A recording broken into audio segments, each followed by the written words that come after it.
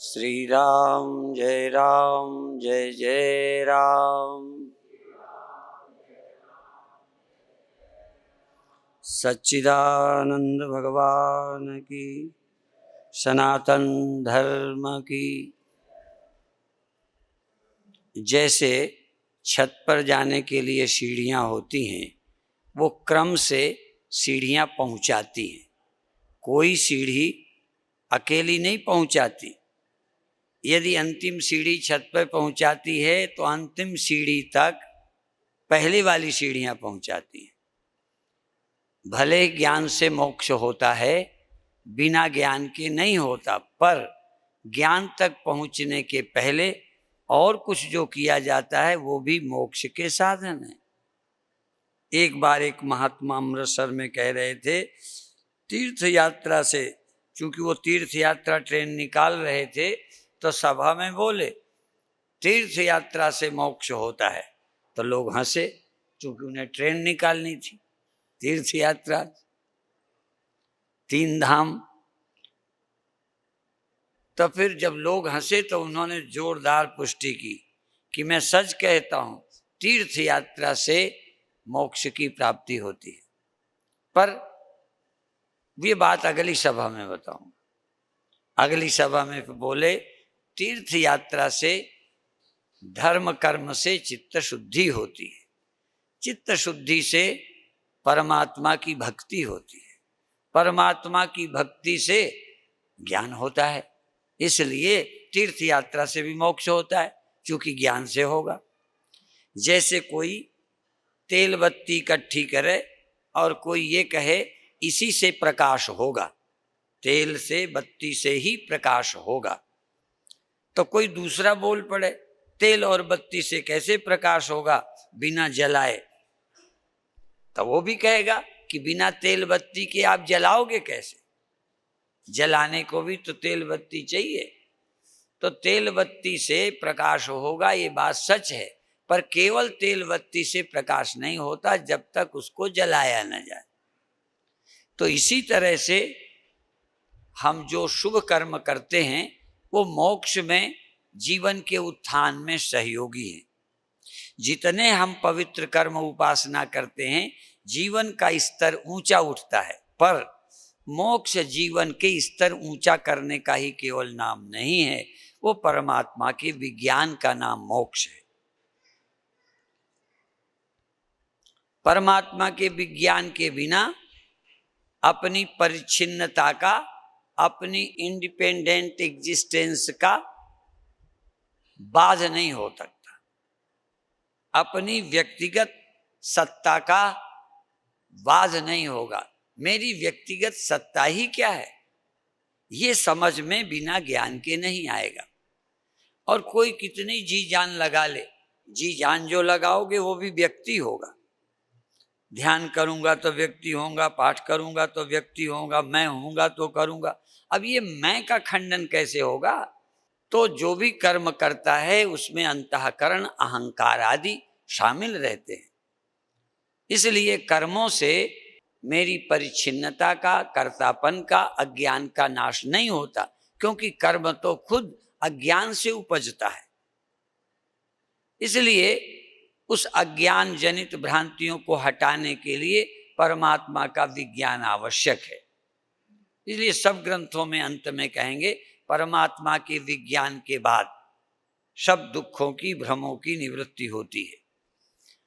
एक श्लोक, एक मंत्र प्राय मैं दोहराता रहता हूं, परीक्ष्य लोकान कर्मचितान ब्राह्मणो निर्वेदमायान नास्ति अकृतः कृतेन तद विज्ञानार्थम सगुरुम एव अभिगच्छेत समित्पाणि श्रोत्रियम ब्रह्मनिष्ठम।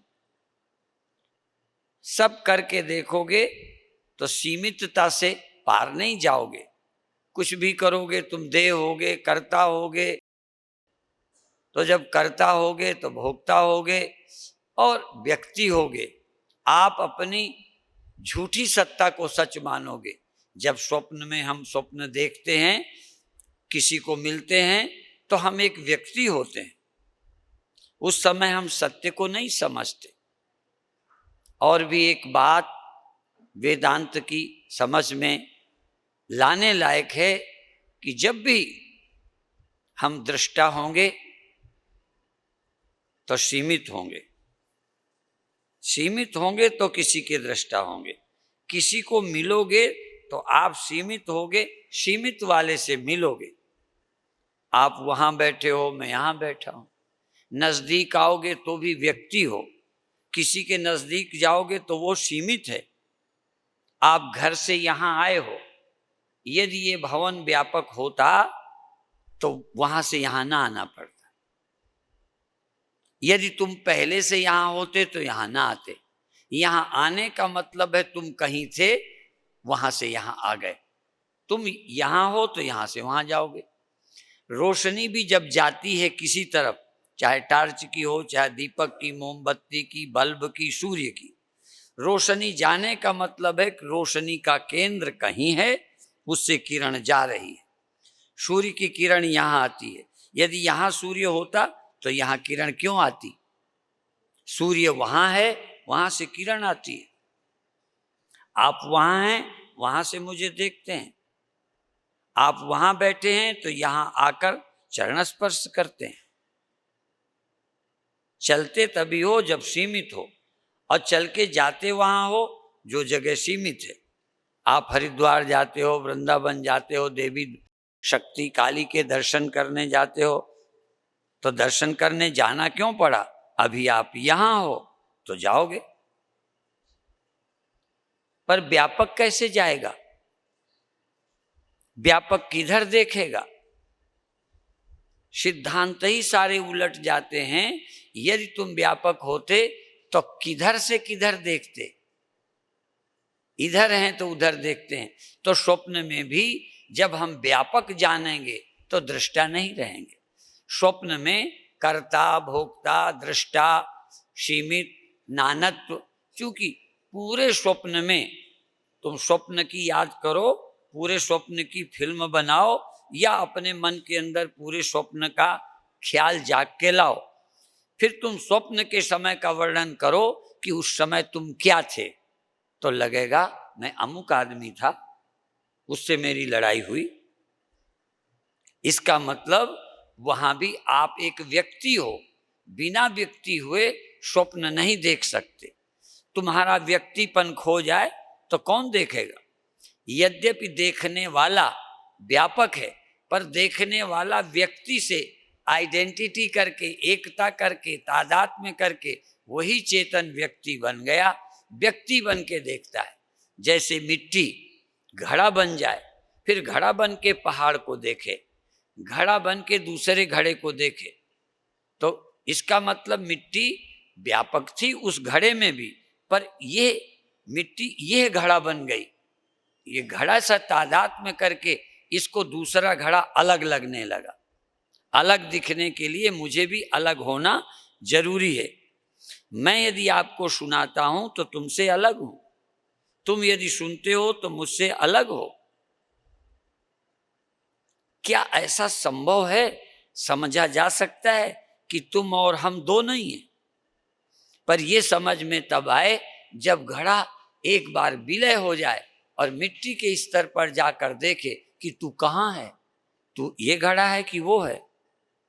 ये जो मेरा एक घड़े से तादात्म्य है, एक मन से तादात्म्य है, एक अहंकार से तादात्म्य है। इसलिए शरीर, इंद्रियां, मन, बुद्धि, अहंकार, और ये अहंकार, मन, बुद्धि, इंद्रियां और देह अज्ञान से, उस एक के अज्ञान से सीमित पैदा हुए। एक चेतन के अज्ञान से, चेतन की व्यापकता के अज्ञान से, ब्रह्म की व्यापकता के अज्ञान से परिच्छिन्न अहंकार है। और परिच्छिन्न अहंकार कोई आज नहीं, चला आ रहा है। इस परिच्छिन्न अहंकार को तोड़ने के लिए, झूठा करने के लिए, सीमितता को असत्य करने के लिए ज्ञान चाहिए। मिट्टी तो सत्य है, लेकिन घड़ा असत्य है। उस असत्य घड़े को जब तक असत्य न करें, तब तक सत्य की व्यापकता क्लियर नहीं होगी। यह सत्य की व्यापकता क्लियर हुए बिना, स्पष्ट हुए बिना सीमितता झूठी नहीं हो सकती। सीमितता झूठी तब होगी जब सत्य को हम पहचानेंगे। इसलिए सत्यम परम धीमहि, इसलिए सतनाम, सत्यनारायण, ये सब सत्य से हुआ है, पर ये सब सीमित है। अभी हम जागृत में सीमित, स्वप्न में सीमित, सोच में सीमित। हम सोच ही नहीं पाते कि असीम भी कोई चीज है। हमको असीम सत्य का पता ही नहीं, व्यापक सत्य का पता नहीं, व्यापक ब्रह्म का पता ही नहीं। ब्रह्म जो व्यापक विरज अज, जो ब्रह्म व्यापक है वो व्यक्ति कैसे हो गया? संशय किया जाता है। भगवान राम पर भी, शिव पर भी, कृष्ण पर भी संशय उठाए जाते हैं कि यदि व्यापक होते तो ये सीमित कैसे? जो सीमित है वो व्यापक कैसे होगा? ये बड़ी कुंजी उलझी हुई है, ये ताला खुल नहीं रहा। जबकि व्यापक का पता चलते सीमित कोई है ही नहीं। सीमित तो तब तक है, सीमित की सत्यता तब तक है जब तक असीम नहीं मिला। हम, तुम, ये, वह, इतने जो अनेक सत्य हैं, एक सत्य के न जानने से। तो एक सत्य के ज्ञान होते ही अनेकता की सत्यता का बाध हो जाता है, या मेरे व्यक्तिगत मैं का विलय हो जाता है, या मेरा व्यक्तिगत मैं वास्तविक नहीं लगता एक सत्य के जानते। इसलिए यह बोध धीरे धीरे श्रवण करना चाहिए। ये बोध श्रवण से, श्रवण, मनन, निधिध्यासन, ज्ञानी गुरुओं से इस कथा को सुने तो धीरे धीरे बुद्धि फिर काम करती है और विलय होता है। अभी हम ना करें तब भी होता है। जैसे आप अपने मैं को, चाहे देह है चाहे ख्याल है, आप नींद में आपका व्यक्तिगत मैं सोच कुछ नहीं रहती। इसका मतलब विलय होने का, प्रकट होने का काम अभी भी यंत्रवत चल रहा है। यदि वो विलय ना होता तो हम नहीं कर पाते। जो घड़ा कभी न कभी मिट्टी में खो जाता है, इसी का मतलब है कि वो परमानेंट नहीं है, वो सत्य नहीं है, सत्य उसमें कोई और चीज है। इसी तरह से ये जो मैं है नींद में खो जाता है। जिनका कभी ध्यान नहीं लगा, कोई बात नहीं, ध्यान मत करो। ध्यान करना सबके लिए जरूरी नहीं है। आप केवल ये सोचो कि स्वप्न में क्या नहीं था, या गहरी नींद में क्या चला गया था। स्वप्न में क्या था जो दिखाई दे रहा था, और गहरी नींद में क्या खो गया था। गहरी नींद आई तो क्या नहीं था जो जगत नहीं दिखा, और क्या आप उस समय सोच पाते थे कि हम हैं? क्या हम हैं ये सोचना ही सत्य है?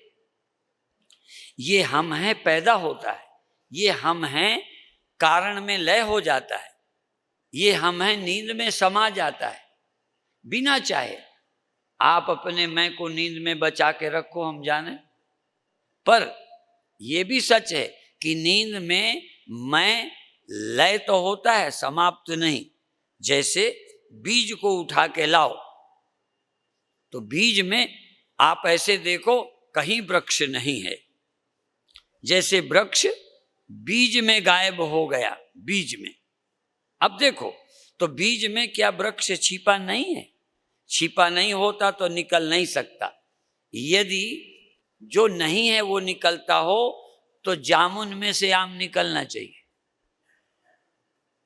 जो नहीं है उससे निकलता हो तो बट के बीज में से पीपल का वृक्ष निकलना चाहिए। पीपल के बीज में से आम का पेड़ निकलना चाहिए। तो बीज में से क्या निकलता है? बोलो। जो उसमें छिपा है। देखो बीज में कोई ना कोई वृक्ष छिपा है, यद्यपि उस समय वृक्ष दिखाई नहीं पड़ता, वही निकलता है। यदि बीज में ही वृक्ष न रह जाए, अर्थात बीज बीज न रह जाए, मिट्टी हो जाए, तो फिर वृक्ष नहीं निकलेगा। भुने हुए बीज में से पेड़ निकाल सकते हो। इसीलिए समाधि दो होती है, सबीज समाधि, निर्बीज समाधि। जिसमें बीज बना रहता है वो सबीज समाधि है, उससे संसार फिर निकलता है, वहां से व्यक्ति फिर लौट आता है। निर्बीज समाधि से फिर लौटता नहीं है। यदि बीज बना रहा तो वृक्ष लौट आएगा। वृक्ष कहां से लौटते हैं और वृक्ष कहां जाके छिप जाता है? बहुत चालाक है वृक्ष। वृक्ष लोगों को लगेगा मर गया, खत्म हो गया, पर वो जाके बीज में छिप के बैठ गया जहां कोई मार नहीं पाता। और बीज में छिपे वृक्ष को समय नहीं मारता, बल्कि समय पैदा कर देता है। बीज में छिपे वृक्ष का जन्म समय आते ही, परिस्थिति आते, पानी जमीन मिलते ही निकल पड़ता है। जब तक बीज में छिपा रहेगा निकल आएगा। और बीज में ही न बचे, निर्बीज समाधि अर्थात बीज रहित मिट्टी। अभी सबीज मिट्टी है, निर्बीज मिट्टी, सबीज मिट्टी। जिस मिट्टी में से बीज पना है वृक्ष निकलेगा। जिसका बीज पना खत्म हो गया वो बीज मिट्टी में मिल जाएगा और वो पेड़ को, अंकुर को जन्म। तो हमारा मैं दो तरह का है, अंकुरित मैं और सुप्त मैं। सुप्त मैं का नाम बीज है, मूर्छित मैं का नाम बीज है, मर गए व्यक्ति का नाम बीज है। जब हम मर जाते हैं जिसका नाम मौत है, हम सचमुच नहीं मरते, जगत की दृष्टि से मरते हैं, बीज की दृष्टि से मृत्यु में भी बने रहते हैं। यदि मृत्यु में बने न रहें तो पुनर्जन्म नहीं होगा। दोबारा वृक्ष कहाँ से निकलता है? नया वृक्ष कहाँ से निकलता है? बीज में से। तो सो जाने में, मर जाने में, दोनों में हमारी मैं मिटती नहीं, वो छिपी रहती है। सो जाने में आपकी मैं थी भी नहीं और थी इसलिए नहीं कि ना मैं थी ना दुख सुख थे। गहरी नींद में एक भी व्यक्ति दुखी हुआ हो, स्वप्न नहीं बोला, गहरी नींद बोला। गहरी नींद में तुम्हें कोई डर लगा हो तो मैं तुम्हारा चेला बनूंगा, तुम तो बने नहीं मेरे। हाँ, तुम हमारे बनो ना बनो, हम तुम्हारे बन जाएंगे, ठीक है। हाँ, देखो कोई आदमी गहरी नींद में डरा हो। आज अभी हम लोग लौट रहे थे तो कल्पना बोली कि 3 बज गए, मेरी अचानक डर गई, क्योंकि जाना था प्रवचन के लिए, इसे लगा देर हो गई। तो गजेंद्र त्यागी ने पूछा कि जग गए तब डरे कि डर के जगे? हाँ, देखो बात बड़ी गहरी है। जगे तब डर आया कि लेट हो गए, 3 बजे जाना था, लेट हो गए, ये ख्याल जगने पर आया कि गहरी नींद पे? तुम्हें डर कब लगा? आप रात को सोने के पहले अपना सामान संभाल के, रुपए जेब में, तकिए में, बैग में संभाल के लेटे, पर चिंता थी। चिंता कब तक थी? जब तक आपकी मैं जाग रही थी, चाहे स्वप्नों में थी चाहे जागृत में। जब तक आपकी मैं थी डर था। मैं खो गई, डर खत्म। जब मैं आई तो तुरंत जेब टटोली, चिंता आई, समय का ख्याल करते नींद आ गई। जब जागे एकदम लगा लेट हो गए। कभी कभी जहाज पकड़ना है, ट्रेन पकड़ना है, सो गए, नींद खुली तो तुरंत घड़ी देखी, ओ लेट हो गए, कहा भी ठीक है। तो चिंता, दुख, आवश्यकता और व्यवहार कब होता है? जागृत में, स्वप्न में।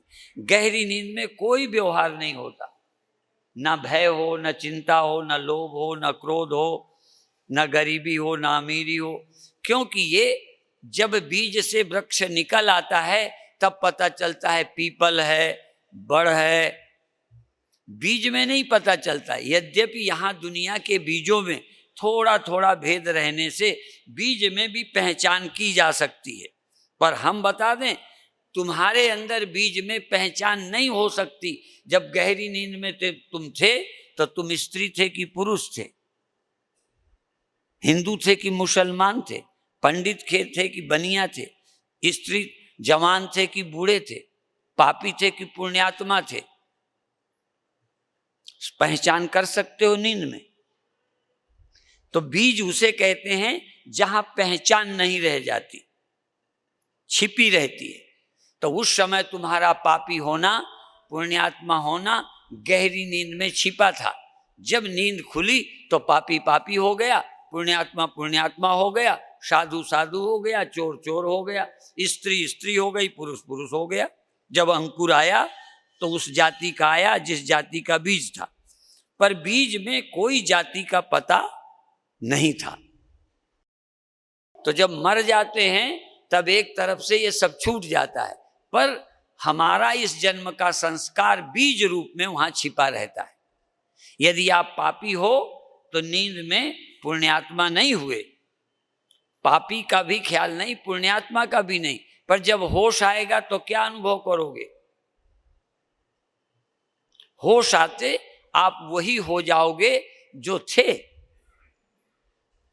इसलिए जागृत और स्वप्न सृष्टि है। नींद स्वप्नों का, जागृत का कारण है, मृत्यु जन्म का कारण है। इसलिए जातस्य ध्रुवोर मृत्यु ध्रुवम जन्म मृतस्य च। जो मरा है निश्चित जन्मेगा। जो बीज हो गया है वो वृक्ष होगा, जो वृक्ष हो गया है अब क्या होगा? बीज बन जाएगा। वृक्ष बीज बना जाता है, बीज वृक्ष बना जाता है, ये चक्र चलता ही रहता है। और बीज को खत्म करो, वृक्ष नहीं खत्म करो, बीज खत्म करो, बीज बनना बंद करो, तो फिर वृक्ष मिट जाएगा, बीज बनेगा नहीं।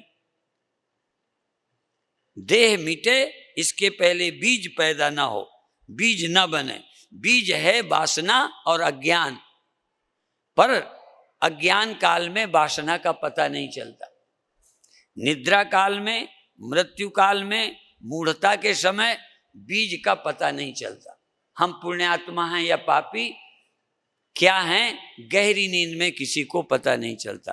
होश आता है तो फिर वही आ जाता है जो आप पहले बने थे। बीज बनने के पहले जो आप थे, बीज में से फिर दोबारा वही अंकुर निकल आते हैं। जो रात को सोने के पहले थे, सुबह वही जगे। अभी अभी जो बात चल रही थी, महेश्वरी विद्यालय में बोलने जाना था, 3 का समय था, 2:45 नींद खुली, लगे लेट हो गए। ये जगने के बाद महेश्वरी विद्यालय जाना था कि सोने के पहले? ये निर्णय जाने का कब था? सोने के पहले था। सोने में भूल गए, सोने में खबर नहीं रही, बेखबर थे, पर जाने का संस्कार कहीं न कहीं नींद में सोया पड़ा है। जैसे बीज वृक्ष में सोया पड़ा रहता है, पानी पा जाए, जमीन पा जाए तो निकल आता है, ऐसे ही आपका जाने का, पाने का, गरीबी का, अमीरी का, स्त्री पुरुष होने का ख्याल आप में है, वो नींद में सोया पड़ा है। सोए हुए वृक्ष का नाम बीज है, सोए हुए अहंकार का नाम बीज है। नींद में अहंकार सोया रहता है, बात समझें, अहंकार सोया रहता है। इसीलिए उतनी देर आपको कोई भेद नहीं। बिना जन्मे वृक्ष के वृक्षों का भेद कैसे देखोगे, ये अमरूद है कि आम है? तो स्त्री पुरुष, आदमी औरत, बूढ़े जवान, गरीब अमीर, पापी पुण्यात्मा, हिंदू मुसलमान कब होते हैं? जब अंकुर आ जाता है। गहरी नींद में अंकुर नहीं रहता, पर बीज रहता है, नहीं अंकुर निकल नहीं सकता। यदि सोने के पहले आप कुछ न रहे होते तो जगने पर नहीं हो पाते। जगने पर आप फिर क्यों मान लेते हो हम पापी हैं, दुखी हैं? क्यों मानते हो? क्योंकि सोने के पहले थे, सो गए, पता नहीं रहा। अर्थात अहंकार सहित सारी दुनिया खो जाती है, सो जाती है। उसका नाम है बीज, उसका नाम है सुषुप्ति, उसका नाम है मृत्यु, उसका नाम है अव्यक्त। भगवान श्री कृष्ण ने कहा अव्यक्तादीनि भूतानि व्यक्त मध्यानि भारत अव्यक्त निधनान्येव तत्र का परिदेवना। ये सृष्टि पहले अव्यक्त थी, अव्यक्त थी, नहीं थी नहीं बोला, ये संसार पहले अव्यक्त था, प्रकट नहीं था पर था। अव्यक्तादीनि भूतानि व्यक्त मध्यानि, बीच में फिर प्रकट होता है, और अव्यक्त निधनान, मरने पर फिर अव्यक्त होता है। ये नहीं कहा अव्यक्त निधनान है, वो निधनान मरने पर अव्यक्त होता है, समाप्त। बोलो, ये गीता का वचन है। हम कोई नया दर्शन, नया पंथ नहीं बनाते। देखो, हम व्यास गद्दी से बोल रहे हैं, हम कोई नई चीज, नया अनुभव हमारे पास नहीं है, और कोई ऐसी बात गुरुओं ने, ऋषियों ने, अवतारों ने छोड़ी नहीं, उपनिषदों ने छोड़ी नहीं जो हम कहें। उस कही हुई बात को क्लियर करते हैं। तुम अव्यक्त कहोगे, कारण शरीर बोलोगे, पर समझोगे नहीं। कारण शरीर माने बीज शरीर, कारण शरीर माने जिससे शरीर निकल पड़ते हैं, कारण मन जिससे मन निकलता है, कार्य मन है, कारण अज्ञान है। ये मन अज्ञान में लीन हो जाता है, फिर जागने पे निकलता है। यदि कारण समाप्त हो तो मन का निकलना बंद हो जाएगा। यदि कारण समाप्त हो तो सृष्टि का, जीव का जन्म बंद हो जाएगा। और मृत्यु में कारण समाप्त नहीं होता, मृत्यु भी कारण को समाप्त नहीं करती, बल्कि मृत्यु तुमको कारण अवस्था में ले जाती है। नींद तुमको समाप्त नहीं करती, बल्कि नींद तुमको सुरक्षित कर देती है। वहां कोई खतरा नहीं, जो हो बने रहोगे। मौत तुमको एक अर्थ में बचा लेती है। जब मर जाते हो तो बचे रहते हो, फिर आ जाते हो। जिससे घबराते हो वो तुमको मारती नहीं, समय तुमको नहीं मारता, समय तुम्हें समाप्त नहीं कर सकता। तुम्हारे मैं को, तुम्हारे बीज को समय समाप्त नहीं करता, बल्कि समय बीज को जन्म दे देता है। इसलिए बीज को तो भूनना होगा। अपने आप बीज कभी समाप्त नहीं होते, अपने आप तो वृक्ष होते हैं, बीज होते हैं, वृक्ष होते हैं। ये चलता चला रहा है। समय तुमको कभी भी मुक्त नहीं करेगा, समय तुम्हें कभी समाप्त नहीं करेगा। समय सिर्फ कार्य को कारण में, कारण को कार्य में पैदा करता रहेगा। बस तुमको जन्म देता रहेगा, मार देता रहेगा, जन्म देता रहेगा, अशरीरी अवस्था में लेके छिपा देगा, फिर ले आएगा। बस जातस्य ध्रुवोर मृत्युर ध्रुवम जन्म मृतस्य च। मरा हुआ जरूर जन्मेगा, जन्मा जरूर मरेगा। वृक्ष जरूर बीज में तब्दील हो जाएगा, और बीज जरूर वृक्ष में प्रकट हो जाएगा। ये यंत्रवत होता रहेगा, अनादिकाल से होता रहेगा। इसकी समाप्ति बीज के भूनने पर होगी। ज्ञान की अग्नि से कर्म के बीज नष्ट हो जाते हैं। अज्ञानता के नष्ट होते मेरी इंडिविजुअलिटी झूठी हो जाती है। वृक्ष और बीज दोनों झूठे, मिट्टी रह गई। इसी तरह ब्रह्म सत्य है, सब कुछ झूठ है। जब ये विज्ञान होता है तो जन्म मरण की प्रक्रिया समाप्त हो जाती है। ये इतना राज है, और ये सब हमने पढ़ा। पढ़ने से बात बनी नहीं, कुछ दिमाग लगाया, कुछ गुरुओं को के समझाने से क्लियर हुआ। कुछ धीरे धीरे बुद्धि जब सात्विक बनती है, तप से, जप से, ध्यान से, पूजा से, तो बुद्धि में समझने की योग्यता आ जाती है। इसलिए कोई साधन व्यर्थ नहीं है। यदि तुम कुछ करते कराते नहीं हो तो ये समझ नहीं सकोगे, समझने की योग्यता ही नहीं आएगी। हम कितना सरल करें, तुम संतुष्ट अभी हो जाओगे, जाके फिर प्रश्न उठेंगे। प्रश्नों की समाप्ति आसान नहीं है। आदमी कितना सुने, प्रश्न बने ही रहते हैं। प्रश्न समाप्त हो गए, सब कुछ समझा गया। जो पूछा है वो, जो नहीं पूछा वो, सब समझा गया। जो समझा है सो, जो नहीं समझा सब समझा गया, कुछ बाकी नहीं रह गया। सभी प्रश्न समाप्त होते हैं, प्रश्न गिर जाते हैं। ज्ञानी के अंतःकरण में प्रश्न ही पैदा नहीं। ये जो नानत्व है, कार्य और कारण दो, कार्योपाधि कारणोपाधि। कार्योपाधि में स्वप्न और जागृत है, कारणोपाधि में सुषुप्ति है, कारणोपाधि में महाप्रलय है, कार्योपाधि में संसार है। कार्योपाधि में इंडिविजुअलिटी है, कारणोपाधि में इंडिविजुअलिटी नहीं है। कारणोपाधि ईश्वर है, कार्योपाधि जीव है। पर दोनों ही जब खत्म होते हैं, कार्योपाधि कारणोपाधि, तब ब्रह्म ज्ञान। ब्रह्म ज्ञान हो तो दोनों उपाधियों का बाद होता है। स्वामी राम ने कहा, मैं न बंदा था न खुदा था। अभी तो बंदा को कोई खुदा कहे तो खुश होते हैं, कई कहते हैं हम खुदा नहीं हो सकते।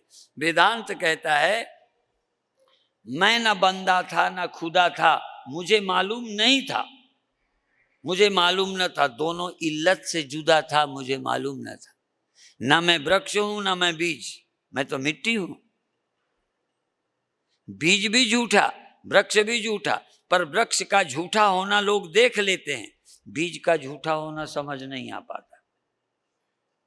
बीज झूठा हो जाए तो फिर वृक्ष नहीं होगा, पर वृक्ष झूठा हो जाए, मिट जाए, बीज बना रहे, फिर हो जाएगा। हम बीज का नाश नहीं कर पाए अभी तक। कितने बार जन्मे मरे, सब हुआ, जागे और सोए और कर्म किए, नए अंकुर पैदा करने की योजना बना ली, नए नए जन्म, पर हम निर्बीज नहीं हुए, निर्बीज समाधि नहीं हुई। कारण का बाध नहीं कर सके, कार्य का बाध तो हमने देखा, शरीर का अंत देखा, मन का, लेकिन ये जहां से निकलते हैं मन आदि, उसको नहीं देख सके। कहाँ जाते हैं, कहाँ से आ जाते हैं, ये मरकर कहाँ जाते हैं, कैसे आ जाते हैं, यही तो प्रश्न है। सोने पर कहाँ मैं गया था, कहाँ ख्याल गए थे, फिर कैसे निकल आए। नींद में आपके पास कोई कल्पना सुख दुख थे, बताओ। गहरी नींद में तुम्हें कोई तकलीफ थी कि मर जाओगे, कि लुट जाओगे, कि स्त्री हो, कि कामी हो, कि क्रोधी हो, कि लोभी हो, कि अभिमानी हो, कि तुम महात्मा हो। गहरी नींद में कोई था? पर बीज में सब छिपा था, सब निकल आया। संत संत निकला, संसारी संसारी निकला। इसलिए आपसे हम कह रहे थे कि सुषुप्ति में जाना नेचुरल है, पर समाधि में जाना नेचुरल नहीं है। कारण में जाना नेचुरल है, कार्य कारण से पार जाना, जीव हो जाना, जीव का फिर ईश्वर में मिल जाना, संसार में आना, महाप्रलय में ईश्वर में लीन हो जाना, व्यक्त हो जाना, अव्यक्त हो जाना, इसमें तो कोई पुरुषार्थ नहीं है। थोड़ा पुरुषार्थ है कि व्यक्त हो गए फिर अव्यक्त होंगे, पर दोबारा अव्यक्त कैसे होंगे?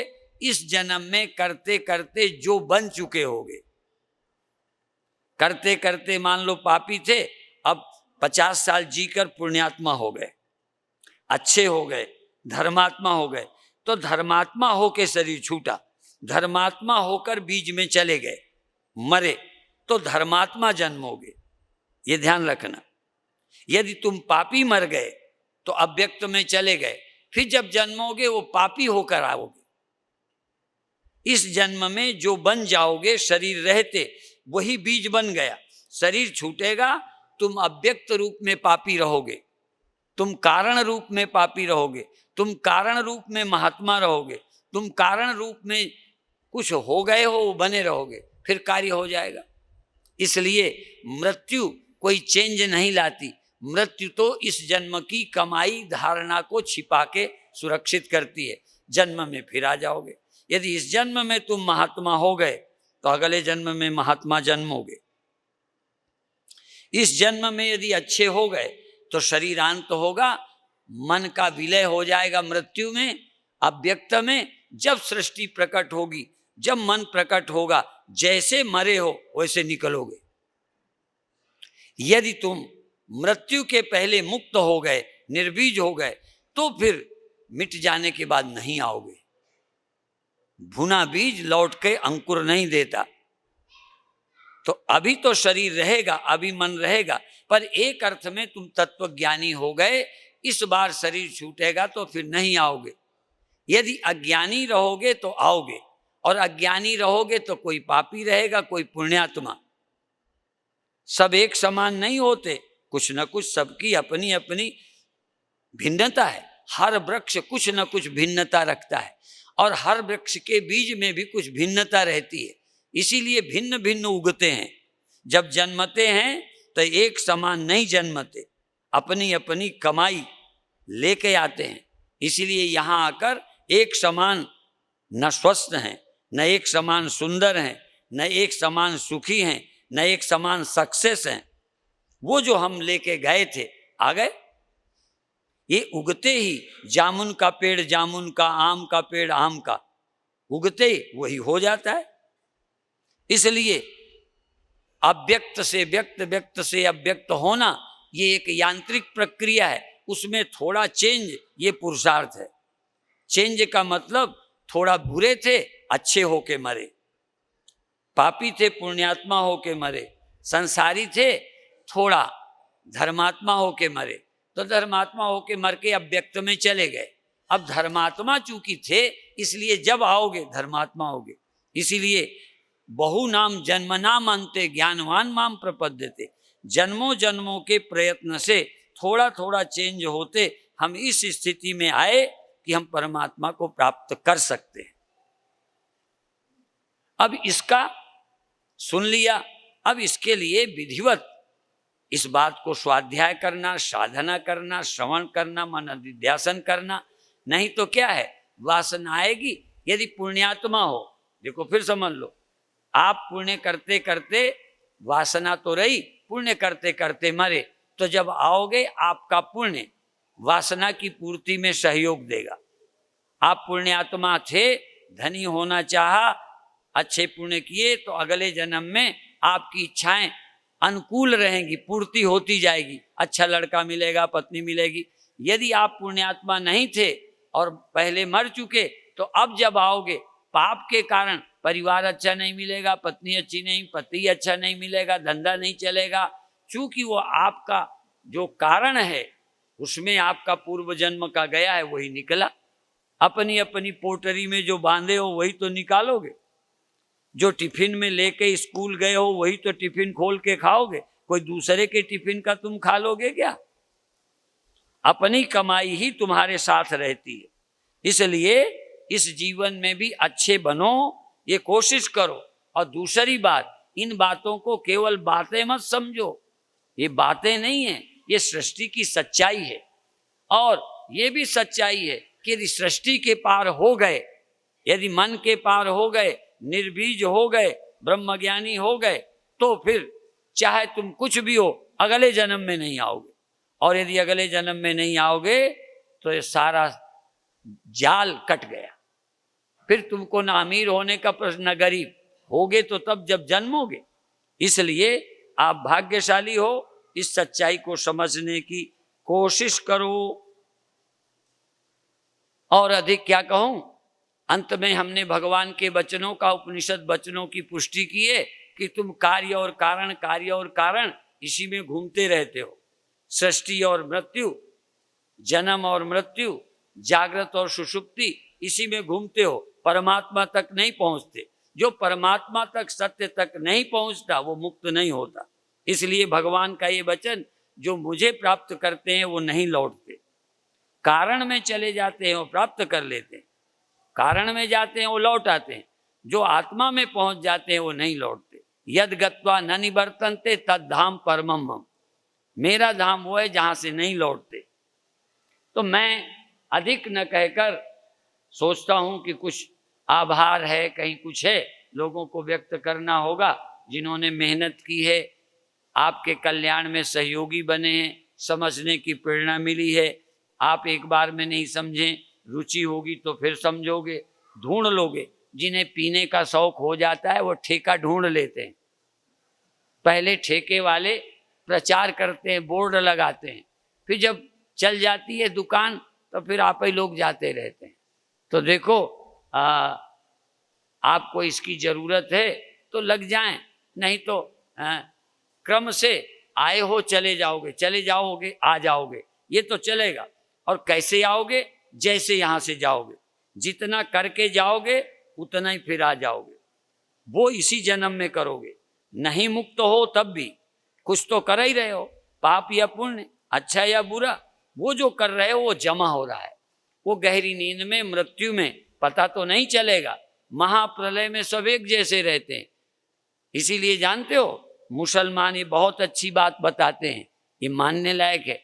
वो कहते हैं मृत्यु के बाद ये सब रूहें कब्र में रहती हैं, सोई रहती हैं।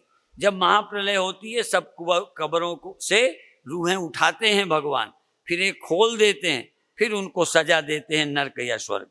इसका मतलब महाप्रलय में तुमको कोई दुख, मृत्यु में कोई दुख नहीं होगा। जन्मोगे तो होगा, जागोगे तो होगा, सोए में कोई तुम्हें तकलीफ नहीं दे सकता। कामा वाले व्यक्ति को काट भी डालो तब भी तकलीफ नहीं होगी। जो आदमी गहरी नींद में है, बेहोशी में है, अशरीरी है, सोया है, उसे क्या दुख दोगे? मान अपमान का, लाभ हानि का, सुख दुख तब होगा जब मन हो। तो अव्यक्तावस्था में, महाप्रलय में कोई दुख नहीं होता। जब सृष्टि होती है तब सुख दुख होते हैं। इसलिए सुख दुख देने के लिए शरीर मिला है, पाप और पुण्य के फल भोगने के लिए देह मिला है। पाप का फल भी देह में बैठ के भोगोगे और देह में बैठकर पुण्यों का फल भी भोगोगे। ऐसे नहीं भोग सकते। इसलिए शरीर का नाम भोगायतन है। भोगने के लिए तन और मन है, मोक्ष के लिए नहीं। इसलिए आप बधाई के पात्र हो। ये अपनी उपनिषद विद्या, गीता, ब्रह्म विद्या आपने सुनी। जैसे अन्य कथाओं का बड़ा पुण्य और महात्म है, या पुण्य दान का अपना महत्व है, ये परम ज्ञान की बात सुनने का अपना बड़ा महत्व है। यदि इधर आप चल पड़े तो इसी जन्म में इतना ज्ञान हो जाएगा कि अगला जन्म नहीं होगा। यदि नहीं तो भी आपका किया हुआ व्यर्थ नहीं जाएगा। जितनी यात्रा कर लोगे अगले जन्म में वहां से शुरू करोगे। इसीलिए अर्जुन ने पूछा था कि मैं करता हूं, कभी कभी सब गड़बड़ हो जाती है, तो कहीं मेरा किया कराया व्यर्थ तो न हो जाएगा, बादल की तरह छिन्न भिन्न तो नहीं हो जाएगा। भगवान ने कहा नहीं, यदि तुम नहीं पहुंचोगे, नहीं मुक्त होगे, तब भी तुम्हारा किया समझा व्यर्थ नहीं होगा। तुम्हारी यात्रा अगले जन्म यहीं से शुरू होगी। जो पहले मेरा प्रवचन सुनते रहे, अब समझने की ताकत आप ही बढ़ गई होगी। पहले का बेकार नहीं जाता। बीते सालों का पढ़ा अगले साल मदद करता है। कोई भी लड़का जब अगली क्लास में जाता है तो पहली क्लास की पढ़ाई समाप्त करके खत्म नहीं होती। वो पढ़ाई कहीं ना कहीं मन में है तो अगली क्लास में चल पाता है। तो तुम्हारा किया हुआ, सोचा हुआ पुण्य धर्म व्यर्थ नहीं जाएगा। पर लक्ष्य क्या है ये ध्यान रखो। स्वर्ग भी लक्ष्य नहीं है, जन्म लक्ष्य नहीं है, लक्ष्य है परमात्मा की प्राप्ति। यह साधन नर्तन जो मिला है परमात्मा के स्मरण बोध के लिए मिला है। पर पुण्य आदि तो सृष्टि के लिए हैं। तुम पुण्य भी करो पर अपने लिए मत करो, तुम स्वर्ग के लिए मत करो। अपने लिए तो ज्ञान की ओर झुकाव रखो, पर फिर भी जगत की सेवा करना स्वाभाविक है, फल की कामना से नहीं। इसलिए निष्काम कर्म जो करते हैं उनका चित्त शुद्ध होता है और ज्ञान हो जाता है। जो स्वर्ग के लिए करते हैं, नाम के लिए, उन्हें ये तो मिलेगा पर चित्त शुद्ध नहीं होगा, वो ज्ञान के अधिकारी नहीं बनेंगे। निष्काम कर्म करने वाले चित्त शुद्ध होकर ज्ञान के अधिकारी बन जाते हैं। और जो ज्ञान के अधिकारी बनते हैं, सृष्टि लक्ष्य नहीं, ऐसे वैराग्यवान विवेकी सठ संपत्ति से युक्त मुमुक्षु को ब्रह्म ज्ञान हो जाता है। तो इतना ही कहकर मैं अभी समाप्त करता हूँ, क्योंकि समय हो गया है। हमें तो जो आता है कह दिया। तुम्हारे काम का हो तो ले जाना, नहीं हमारी बात हमें दे जाना। आप अपनी दुनिया में फिर चले जाना। आपकी मौज। ओम शांति शांति शांति।